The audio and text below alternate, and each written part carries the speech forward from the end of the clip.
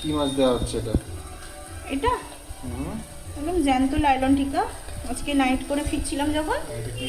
পেলাম। লেজটা দেখো, লেজটা কে খাবে? তুমি খাবে? না, তুমি খাবে।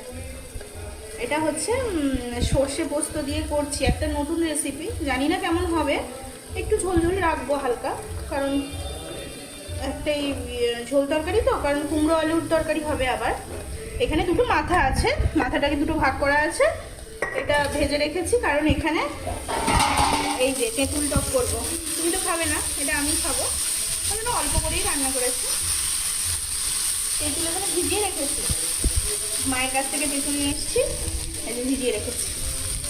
তেঁতুলটা মানে হবে, তারপরে কুমড়ো আলু তরকারি করে দেবো। উইডাটা আছে, চিংড়ি মাছ আছে, জমে যাবে একদম। তার আগে এটাকে খাবো। তোমা এটা কি? Milkshake, mango milkshake. তোমা কখন বানালি? এই বানালাম। আমার জানা বানিয়ে রেখেছিলাম বাড়ির গাছের আম দিয়ে। দেখি টেস্ট করে।